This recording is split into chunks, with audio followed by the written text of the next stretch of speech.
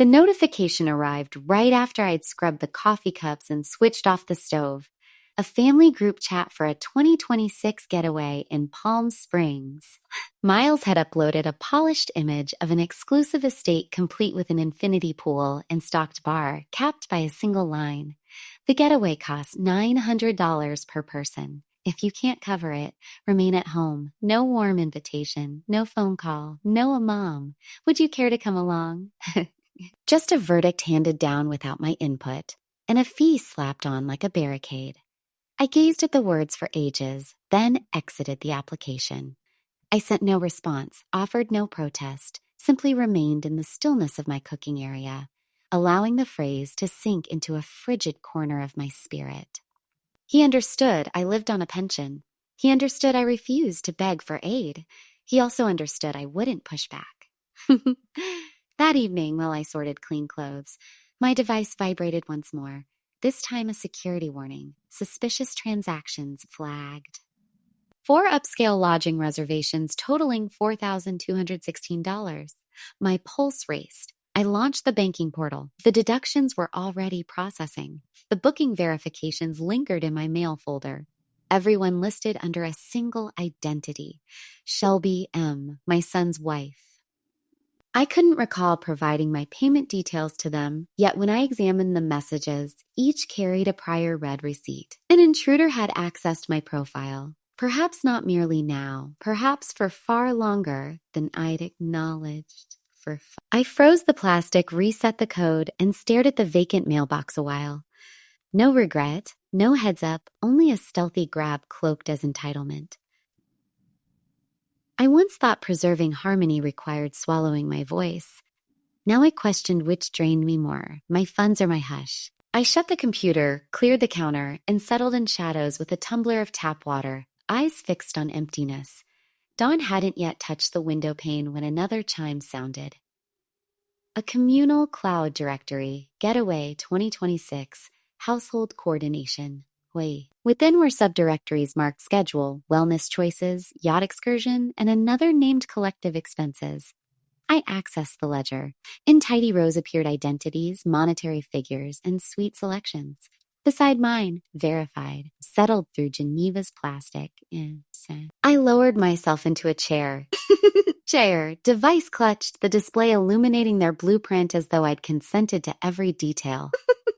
They never inquired. They simply slotted me in. I dialed Miles as contact before doubt could creep in. He picked up on loudspeaker. "Hi, Mom," he uttered casually. "You saw the directory? Neat, huh?" "I did," I replied. "Why does it claim I've settled?" "Oh, everything's arranged," he answered without pause.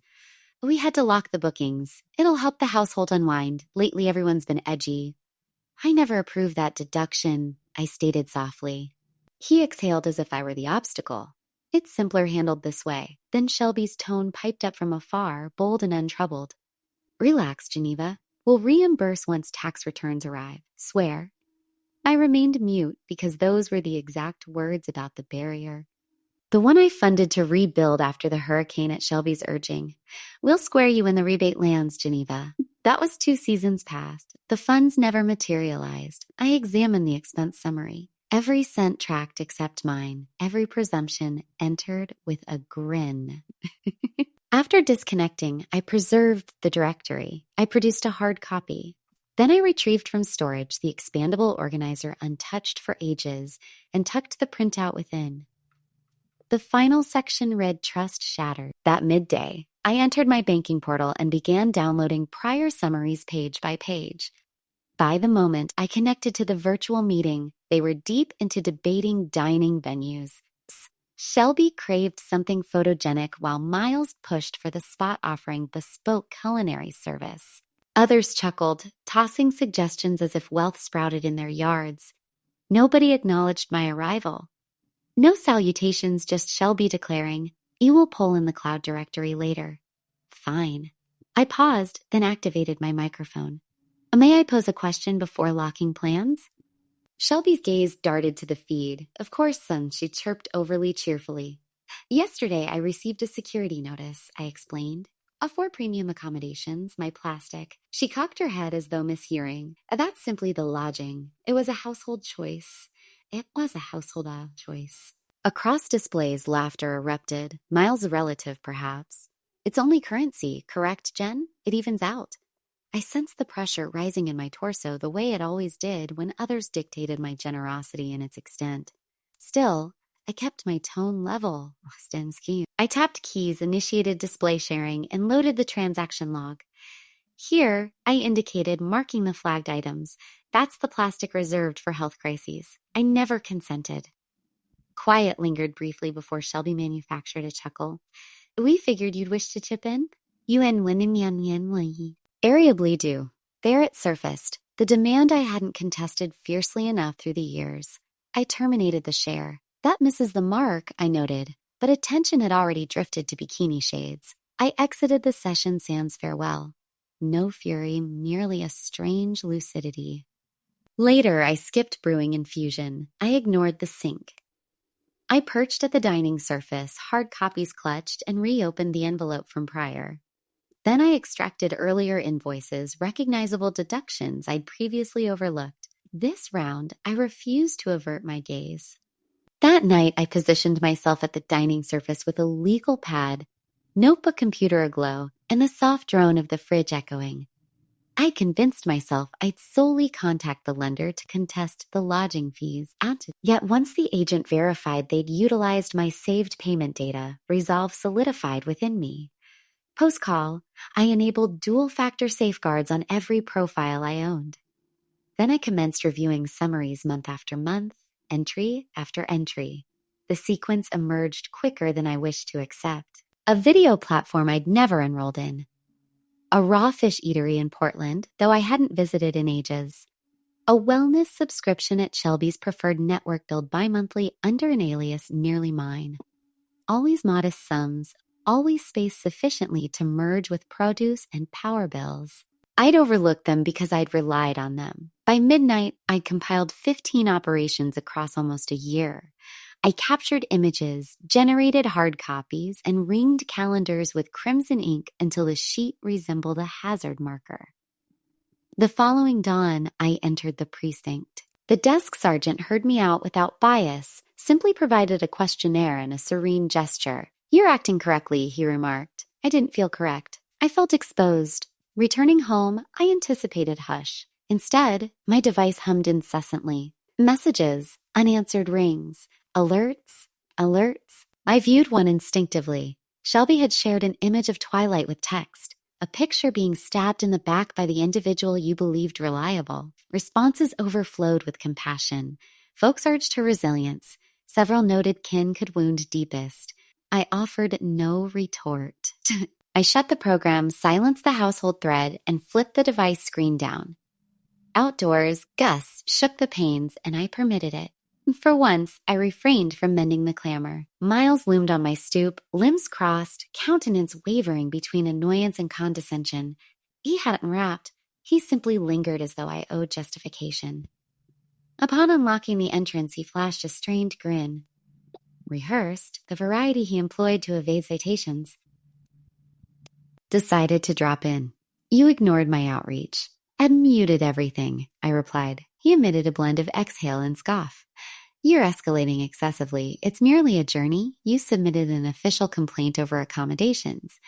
I'm safeguarding myself, I stated, tone steady. He wagged his head.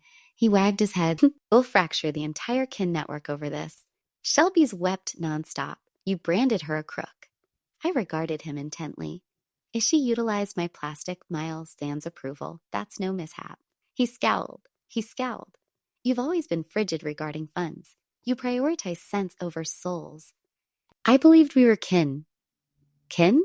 The term wielded like armor, a pry bar, a means to force compliance. I refrained from debate. Instead, I retrieved my device, accessed the saved audio, and activated playback. Shelby's timbre permeated the gap between us. Honeyed initially, then hurried pressing. Geneva, may I obtain your plastic digits? Solely to secure the slot, I'll void immediately. The clip concluded. Miles's facade solidified. The charisma faded first, then the hue. Momentarily, he appeared juvenile again, nabbed, diminutive, uncertain. He retreated from the threshold, massaging his nape. You needn't have gone this route, he grumbled. I needed to, I murmured. Somebody had to.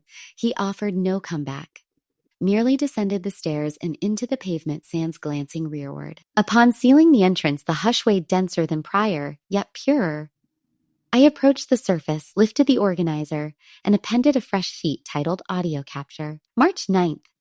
By dusk, I resolved to motor to Talia's residence. Talia parted the entrance ere I could rap, limbs folded across a hoodie, no cosmetics, locks knotted, as though unprepared for visitors. Yet upon recognizing me, her lips eased. She sidestepped wordlessly.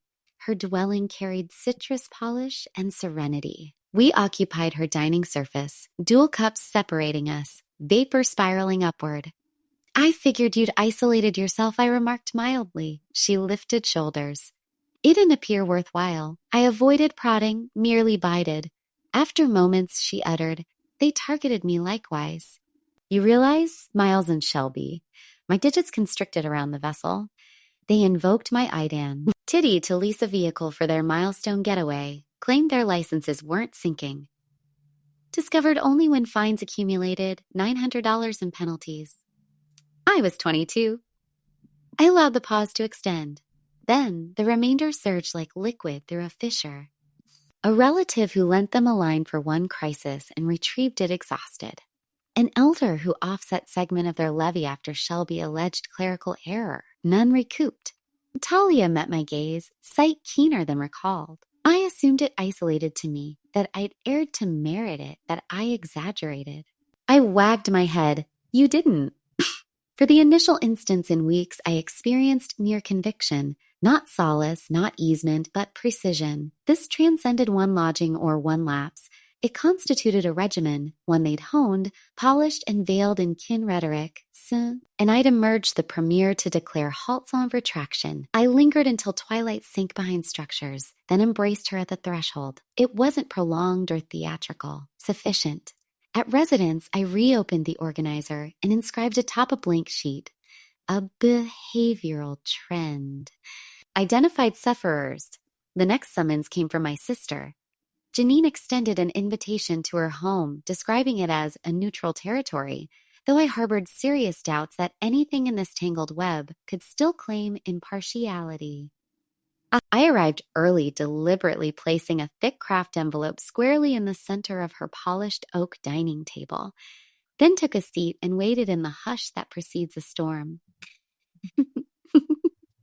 One by one, they filed in like reluctant actors in a play none of us had rehearsed. Miles entered first, shoulders slightly hunched, avoiding the light from the bay window. Shelby trailed close behind, clinging to his arm as if it were a life raft, her oversized designer sunglasses perched on her nose even though the room was softly lit by pendant lamps. My cousins followed, some texting furiously on their phones, others exchanging uneasy glances. A few aunts and uncles shuffled in last, the ones who had flooded my inbox with vague sympathies, and the ones who had ghosted me entirely. The air grew thick with unspoken accusations and the faint scent of Janine's lavender diffuser struggling to mask the tension. Once everyone had settled into mismatched chairs around the table, Janine cleared her throat and attempted to steer us toward civility. Let's all just talk this through calmly, like adults, she pleaded, her voice wavering between hope and dread. Shelby, however, wasted no time on pleasantries. She launched into a performance worthy of a daytime drama, her voice trembling with practiced fragility. And we never ever meant to hurt anyone, she insisted, dabbing at dry eyes beneath those ridiculous shades. This has all been one giant, unfortunate misunderstanding. Geneva never once told us we couldn't use her card. We simply assumed she'd be on board, like always. She swept her gaze around the table, fishing for nods of agreement, for someone to validate her narrative.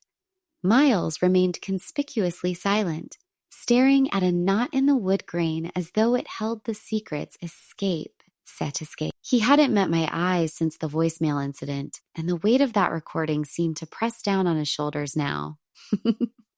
I said nothing at first. I simply reached into my weathered leather tote, extracted a meticulously prepared stack of documents, and began passing them out with the steady calm of a dealer at a high-stakes table.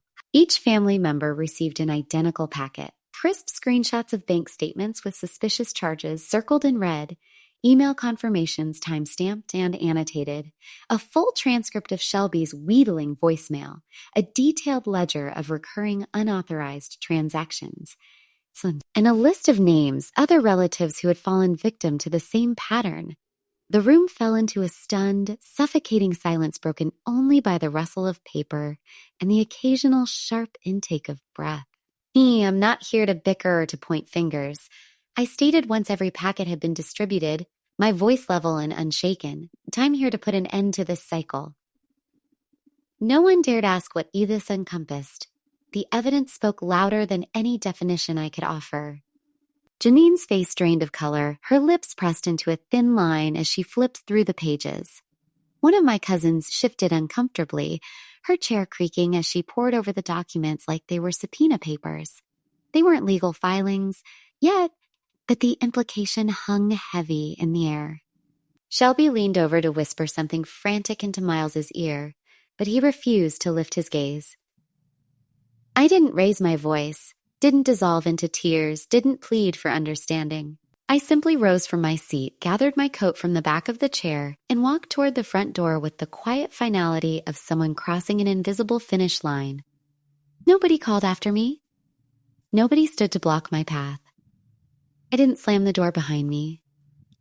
I closed it with a soft click that echoed like a period at the end of a long, exhausting sentence. The email from Miles arrived before the sun had fully crested the horizon the next morning. The subject line was stark. You didn't have to do this. The body stretched across 3 single-spaced pages, a chaotic blend of accusation, self-pity, and half-hearted confession. Words like a selfish, a cold, and unforgiving were scattered like buckshot between rambling paragraphs about the sanctity of family unity and how deeply disappointed Dad would be if he were still alive to witness my betrayal. In the final lines, Miles claimed I had publicly humiliated him and Shelby, that I had single-handedly turned the entire family against them, that my obsession with money had twisted me into someone cruel and unrecognizable. I read it once, then twice, letting each syllable settle like dust on a shelf I no longer intended to clean. Then I archived the message without reply. By midweek, the fallout had rippled outward like concentric circles from a stone hurled into still water.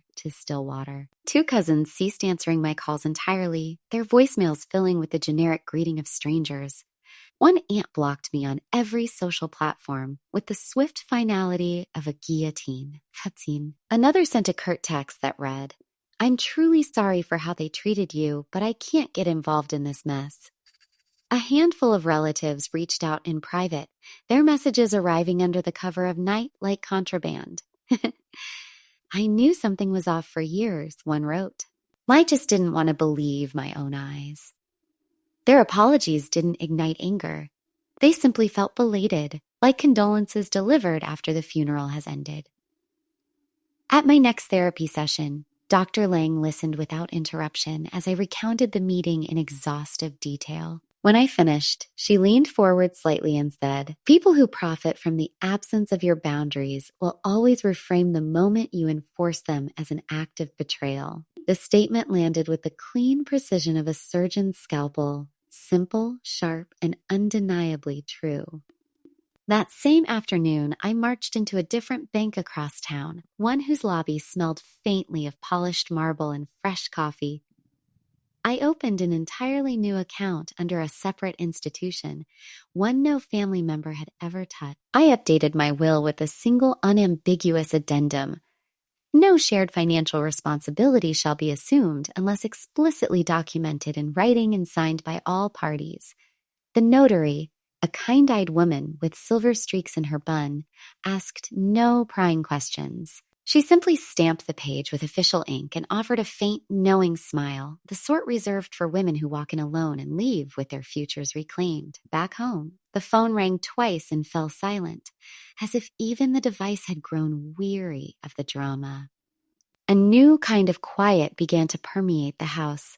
Not the hollow absence of sound, but a deliberate, hard-won stillness with clearly defined edges.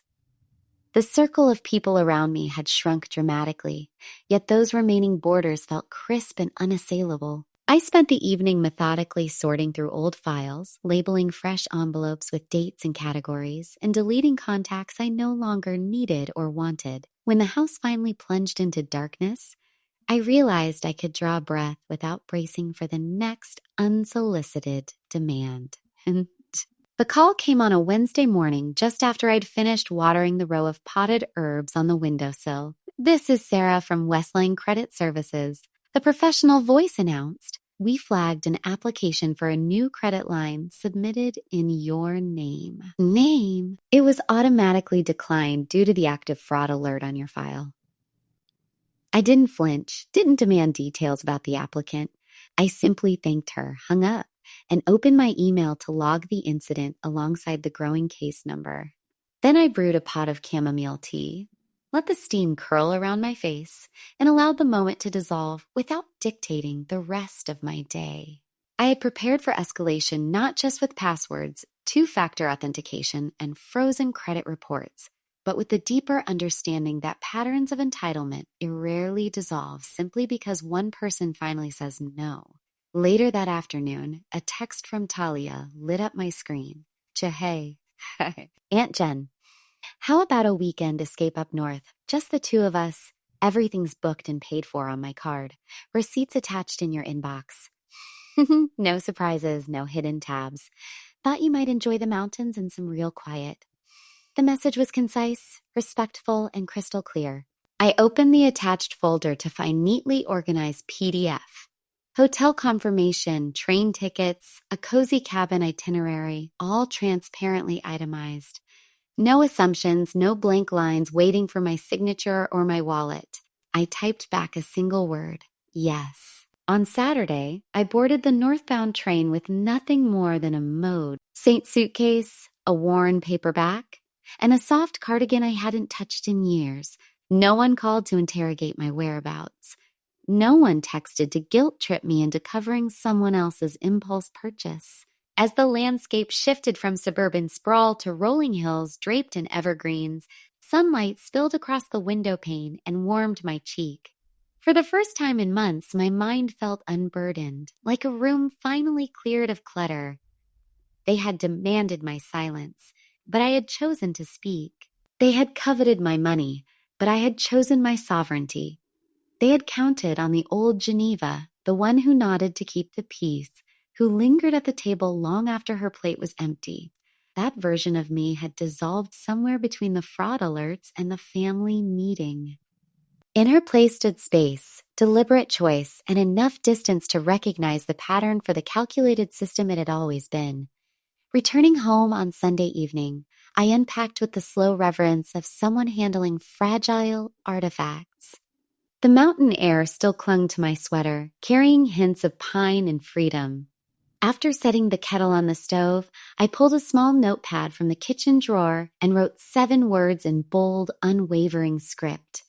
My boundaries are not up for discussion. I pinned the note to the inside of my front door, just above the handle, where it would greet me every time I left and every time I returned. A quiet sentinel against future encroachments. That same evening marked the monthly potluck for my credit counseling support group, a gathering I had attended in near silence for over a year, content to listen and pass the basket of dinner rolls. But when the conversation inevitably circled to the hidden costs of perpetual acquiescence, I cleared my throat and spoke. "I used to believe I was protecting the family," I began, my hands resting calmly in my lap. Every time I said yes, every time I covered a shortfall, patched a hole, or absorbed someone else's consequence, convinced myself I was holding everything together. That if I just paid one more time, they would feel safe, and I would remain indispensable.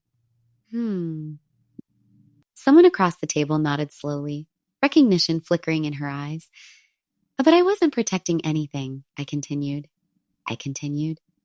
I was merely postponing the inevitable damage, kicking it down the road like compounding interest on a debt no one ever planned to repay. No one interrupted. No one minimized my story with platitudes. They simply listened, the room filled with the soft clink of forks against plates and the weight of shared understanding. When I arrived home later that night, I washed the few dishes from breakfast, folded the wool throw on the couch, and dimmed the lights to a gentle glow. For the first time in weeks, I powered off my phone completely. No alerts, no unauthorized charges, no frantic midnight text demanding I fix a crisis I didn't create. Just stillness. I sat in that earned quiet, feeling the night breeze slip through the cracked window, the cool floorboards beneath my bare feet, the walls standing exactly where I had left them. I had spent years terrified of becoming unnecessary. But this felt entirely different, not needed, not used, simply finally free.